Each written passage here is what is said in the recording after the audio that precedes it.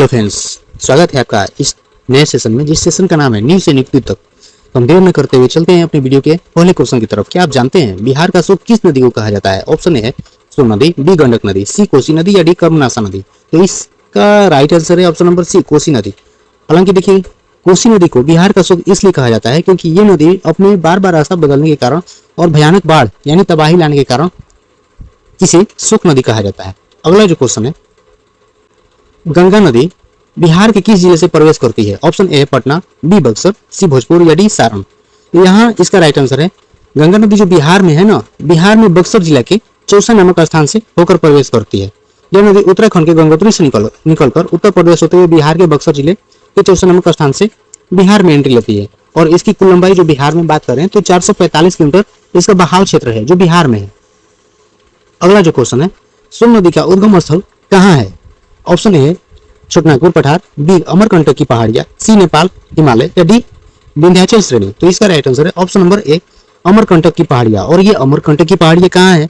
तो अमरकंटक की पहाड़ियां मध्य प्रदेश में है। यानी कि अमरकंटक की जो पहाड़ी है ये मध्य प्रदेश से निकलते हुए वहां से उत्तर की ओर बहते हुए यह बिहार में प्रवेश करती है और पटना के आसपास मनेर में गंगा नदी में मिल जाती है। और वहीं बात करें कि बिहार में किस जिले से होकर प्रवेश करती है, तो बिहार का एकमात्र ऐसा जिला है जो रोहतास से होकर ये सोन नदी बिहार में प्रवेश करती है। अगला जो क्वेश्चन है, प्रायद्वीपीय भारत की सबसे लंबी नदी कौन सी है? ऑप्शन ए कृष्णा नदी, बी कावेरी नदी, सी गोदावरी नदी या डी महानदी। इसका राइट आंसर है ऑप्शन नंबर सी गोदावरी नदी। देखिए, गोदावरी नदी को दक्षिण गंगा या ब्रीद गंगा के नाम से भी जाना जाता है और इसकी लंबाई 1465 किलोमीटर है और यह महाराष्ट्र के नासिक यानी त्र्यंबकेश्वर से निकलती है और यह पूरे दक्षिण भारत या प्रायद्वीपीय भारत की सबसे लंबी और बड़ी नदी कही जाती है।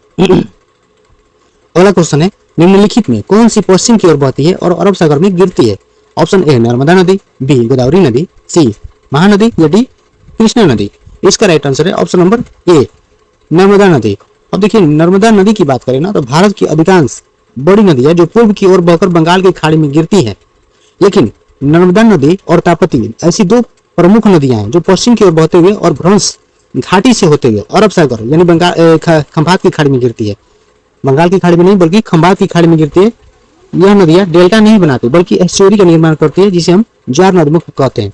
और ये जो नदी है ना, ये नर्मदा नदी, ये भी अमरकंटक की पहाड़ी से निकलती है जो मध्य प्रदेश में स्थित है। अगला क्वेश्चन, बिहार की कौन सी नदी अपने पवित्रता के विपरीत अशुभ या अपवित्र मानी जाती है जिसमें स्नान करना वर्जित माना जाता है? ऑप्शन ए फाल्गु नदी, बी पुनपुन नदी, सी कर्मनाशा नदी या डी बूढ़ी गंडक नदी। तो इसका राइट आंसर है ऑप्शन नंबर सी कर्मनाशा नदी। कर्मनाशा नदी दो शब्दों से बना है, कर्म और नाश। पौराणिक मान्यताओं के अनुसार इस नदी का पानी छूने या इसमें स्नान करने से इंसान के सारे अच्छे कर्म नष्ट हो जाते हैं और यह नदी उत्तर प्रदेश और बिहार की सीमा तय करती है। विश्व का सबसे बड़ा नदी द्वीप माजुली किस नदी पर स्थित है? ऑप्शन ए गंगा नदी, बी ब्रह्मपुत्र नदी, सी सिंधु नदी या डी गोदावरी नदी। तो इसका राइट आंसर है ऑप्शन नंबर बी ब्रह्मपुत्र नदी। असम में ब्रह्मपुत्र नदी के बीच में स्थित माजुली नदी द्वीप दुनिया का सबसे बड़ा नदी द्वीप है। इसे बाकायदा असम सरकार द्वारा एक ही जिला भी घोषित किया जा चुका है। ब्रह्मपुत्र नदी तिब्बत में सांगपो के नाम से जानते हैं और भारत में अरुणाचल प्रदेश से प्रवेश करती है। अगला जो क्वेश्चन है, प्रसिद्ध महाबोधि मंदिर के पास से बहने वाली फाल्गु नदी का पौराणिक नाम क्या है? ऑप्शन ए निरंजना नदी, बी हिरण्यवती नदी, सी सरयू नदी या डी गंडक नदी। इसका राइट आंसर है ऑप्शन ए निरंजना नदी। देखिए, गया में बहने वाली जो फाल्गु नदी को इतिहास और पुराणों में निरंजना नदी कहा गया है। इसी नदी के तट पर महात्मा बुद्ध को ज्ञान की प्राप्ति हुई थी। यह नदियां गर्मियों में ऊपर से सूखी दिखती है लेकिन इसके रेत के नीचे पानी बहता रहता है। अगला क्वेश्चन है, बिहार की रीढ़ कहे जाने वाली गंगा नदी की बिहार में कुल लंबाई कितनी है? Option A 2525 kilometre, B 445 kilometre, C 345 kilometre या डी 510 किलोमीटर। तो इसका right answer option number B है 445 किलोमीटर। दोस्तों, गंगा नदी की कुल लंबाई की अगर बात करें ना तो 2525 किलोमीटर है। लेकिन अगर सिर्फ बिहार की बात करें कि बिहार में कितना बहाव क्षेत्र है इसका, तो बिहार में मात्र 445 किलोमीटर ही बहाव क्षेत्र है इसका। और यह बिहार को लगभग दो भागों में विभाजित करती है, एक है उत्तरी बिहार और दूसरा है दक्षिण बिहार। और सबसे लंबा रास्ता बात करें ना तो सबसे लंबा ज्यादा बहाव पटना जिले में यह तय करती है। अगला क्वेश्चन है, सुंदरबन डेल्टा का निर्माण करने वाली प्रमुख नदियां कौन सी है? ऑप्शन है गंगा और ब्रह्मपुत्र नदी, बी गंगा और सिंधु, सी है सिंधु और झेलम, या डी है कृष्णा और गोदावरी। इसका राइट आंसर है ऑप्शन नंबर ए, गंगा और ब्रह्मपुत्र नदियां ऐसी दो नदियां हैं जो डेल्टा का निर्माण करती है। देखिए गंगा और ब्रह्मपुत्र नदियां जब बांग्लादेश से होते हुए बंगाल की खाड़ी में गिरती है तो वहां विश्व के सबसे बड़े डेल्टा सुंदरबन डेल्टा का निर्माण करती है, और यहाँ पाए जाने वाले सुंदर वृक्षों के कारण इसका नाम सुंदरबन डेल्टा पड़ा। और यह जो है ना रॉयल बंगाल टाइगर के लिए मशहूर है। किस नदी को बूढ़ी गंडक या बृहद गंगा के नाम से भी जाना जाता है? ऑप्शन ए है कृष्णा, बी गोदावरी, सी कावेरी, या डी नर्मदा। इसका जो राइट आंसर है ऑप्शन नंबर बी है गोदावरी। दक्षिण भारत की गोदावरी नदी को इसकी विशालता और पुरानी आयु के कारण बृहद गंगा या बूढ़ी गंगा कहा जाता है। यह आकार और विस्तार में दक्षिण भारत की सबसे नदी जो है ना सबसे बड़ी नदी प्रणाली है। अगला जो क्वेश्चन है, बिहार के किस जिले में प्रसिद्ध ककोलत जलप्रपात स्थित है? ऑप्शन ए है नवादा, बी रोहतास, सी कैमूर, या डी नालंदा। इसका राइट आंसर है ऑप्शन नंबर ए नवादा। यह बिहार भूगोल का बहुत ही पेट सवाल है। यानी ककोलत जलप्रपात बिहार के नवादा जिले में स्थित है, ये सभी जानते हैं। यह अपनी ठंडी और औषधीय पानी की धाराओं के लिए पूरे बिहार और झारखंड में प्रसिद्ध है, जहां गर्मियों में सैलानियों की भारी भीड़ भी उमड़ती है। अगला क्वेश्चन है, सिंधु नदी का उद्गम स्थल कहाँ है? ऑप्शन है अमरकंटक की पहाड़ी, बी है मानसरोवर झील जो तिब्बत के पास है, और यह तिब्बत हमारे देश में नहीं रहा बल्कि चाइना के अधिकार क्षेत्र में पड़ गया है, सी है शेषनाग झील, और डी है यमुनोत्री। तो इसका राइट आंसर है ऑप्शन नंबर बी मानसरोवर झील जो तिब्बत के पास में पड़ता है। देखिए सिंधु नदी तिब्बत और मानसरोवर झील के पास स्थित सीन का बाब यानी बोखरचू ग्लेशियर से निकलती है। वहां से यह भारत के लद्दाख में प्रवेश करती है और फिर पाकिस्तान होते हुए अरब सागर में गिर जाती है। देखिए झेलम, चिनाब, रावी और ब्यास तथा सतलज नदी इसकी प्रमुख सहायक नदी है। इसकी सहायक नदी प्रमुख है। अगला जो क्वेश्चन है, बिहार की वह कौन सी नदी है जो उत्तर प्रदेश और बिहार के बीच एक लंबी सीमा रेखा बनाती है? ऑप्शन है बूढ़ी गंडक, बी कर्मनासा, गंडक और घाघरा, सी है सोन और पुनपुन, या डी है कोसी और बागमती। इसका जो राइट आंसर है option number A Karmanasa, Gandak और घाघरा नदी। देखिए बिहार की ऐसी तीन प्रमुख नदियां हैं जो उत्तर प्रदेश के साथ सीमा तो साझा करती है, जैसे ये कर्मनासा ये दक्षिण पश्चिम में, और घाघरा सरयू, घाघरा जो है उसका आधुनिक नाम है सरयू नदी का आधुनिक नाम घाघरा नदी है उत्तर पश्चिम में, और गंडक नदी की सीमा गंडक नदी भी सीमा का निर्धारण करती है। और ये जो क्वेश्चन है ना अक्सर सभी परीक्षाओं में ये सारे क्वेश्चन पूछे जाते हैं। अगला क्वेश्चन है, भारत की किस नदी को लवण नदी यानी साल्ट रिवर के नाम से जाना जाता है? ऑप्शन है माही नदी, लूनी नदी, सी है साबरमती, या डी बनास। तो इसका राइट आंसर है ऑप्शन नंबर बी लूनी नदी। और लूनी नदी पता है इसका बहाव क्षेत्र कहाँ है? राजस्थान के अजमेर के पास अरावली श्रेणियों से निकलकर, यानी राजस्थान में इसका बहाव क्षेत्र है। और ये लूनी नदी को लवण नदी इसलिए कहा जाता है कि इसकी खासियत यह है कि यह शुरुआत में मीठी होती है, लेकिन बाड़मेर के बालतोरा में पहुंच के इसका पानी खारा यानी नमकीन हो जाता है। और यह नदी किसी समुद्र में नहीं गिरती बल्कि कच्छ के रण यानी गुजरात के दलदली में विलीन हो जाती है। और अगला क्वेश्चन है, किस नदी के तट पर प्रसिद्ध हरिहर क्षेत्र का मेला यानी सोनपुर मेला लगता है? ऑप्शन ए है गंडक और गंगा के संगम पर, बी है गंगा और सोन के संगम पर, सी है कोसी और गंगा के संगम पर, या डी पुनपुन और फाल्गु के संगम पर। इसका राइट आंसर है ऑप्शन नंबर ए गंगा और गंडक के संगम पर। देखिए एशिया का सबसे बड़ा पशु मेला की अगर बात की जाए तो कौन सा मेला है? सोनपुर मेला, या इसे हरिहर क्षेत्र का मेला भी कहा जाता है। यह हर साल कार्तिक पूर्णिमा को बिहार के सोनपुर में गंगा और गंडक नदी के संगम पर आयोजित की जाती है। अगला क्वेश्चन है, धुआंधार जलप्रपात किस नदी पर स्थित है? ऑप्शन ए चंबल नदी, बी ताप्ती नदी, सी नर्मदा नदी, या डी शरावती नदी। इसका राइट आंसर है ऑप्शन नंबर सी नर्मदा नदी। देखिए मध्य प्रदेश के जबलपुर के पास भेड़ा घाट बोला जाता है। भेड़ा घाट यहाँ पर टाइपिंग में हो गया मिस्टेक। नर्मदा नदी जो संगमरमर की चट्टानों के बीच से गिरती हुई जिससे पानी की फुहारे धुएं जैसी दिखाई देती है, और इसी वजह से इसका नाम धुआंधार जलप्रपात दिया गया है। और यह अमरकंटक की पहाड़ी से निकलती है जो मध्य प्रदेश में है। अगला क्वेश्चन है, बिहार में सदावाहिनी या बारहमासी जिसमें साल भर पानी रहता है किस नदी को कहा जाता है? ऑप्शन ए है गंडक नदी, बी कोसी नदी, सी महानंदा नदी, या डी उपयुक्त सभी। इसका राइट आंसर है ऑप्शन नंबर डी उपयुक्त सभी। देखिए उत्तर बिहार की नदियां जैसे गंडक, बूढ़ी गंडक, कोसी और महानंदा हिमालय के ग्लेशियर से निकलती है, और ग्लेशियर पिघलने के कारण इनमें साल के 12 महीने पानी रहता ही रहता है, और इसलिए इसे सदावाहिनी नदी भी कहते हैं। और इसके विपरीत की बात करें तो दक्षिणी बिहार की नदियां बरसाती नदियां होती है। अगला क्वेश्चन है, भारत का सबसे लंबा बांध हीराकुंड बांध किस नदी पर बनाया गया है? ऑप्शन ए भागीरथी नदी, बी है महानदी, सी सतलज नदी, या डी रिहंद नदी। तो इसका राइट आंसर है ऑप्शन नंबर बी महानदी।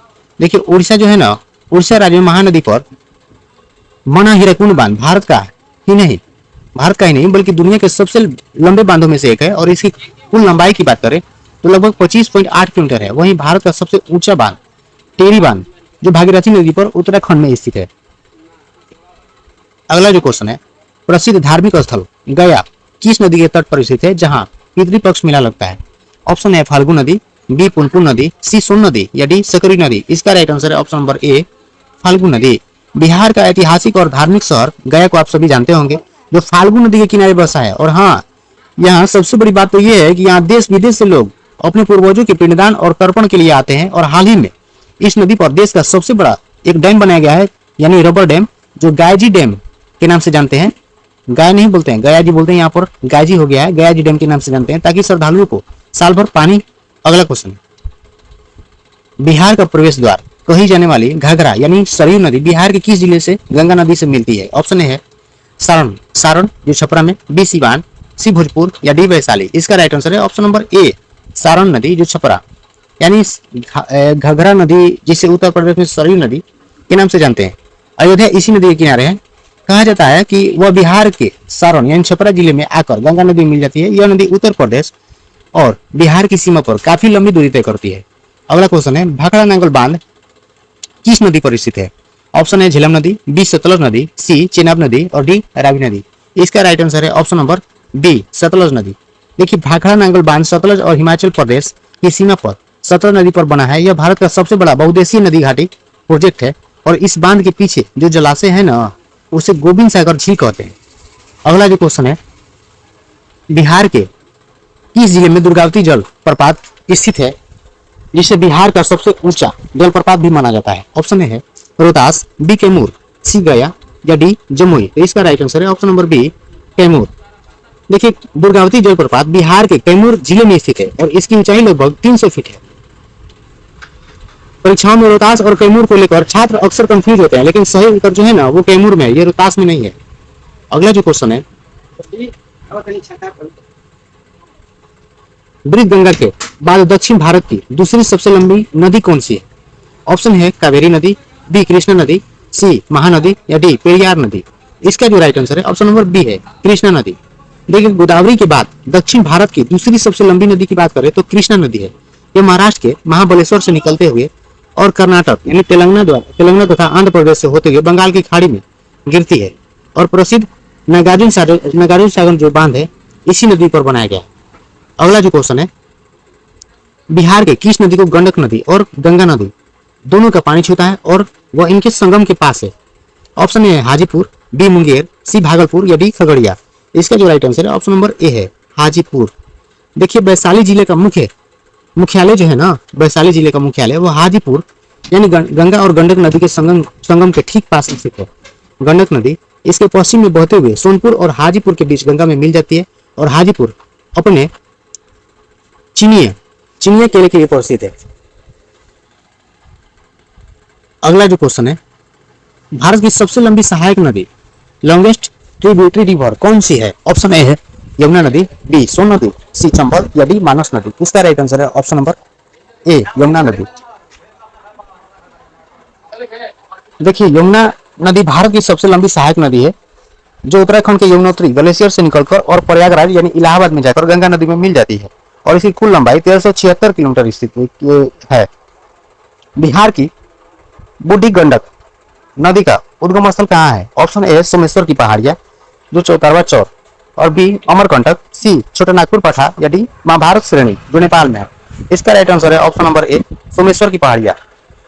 देखिए बूढ़ी गंडक बिहार के पश्चिम चंपारण के सोमेश्वर पहाड़िया से निकलती है और इसकी सबसे खास बात यह है कि यह उत्तर बिहार के सभी नदियों में सबसे तेज जलधारा वाली सबसे लंबी दूरी बिहार के भीतर तय करने वाली नदी है और यह खगड़िया के पास गंगा में मिलती है।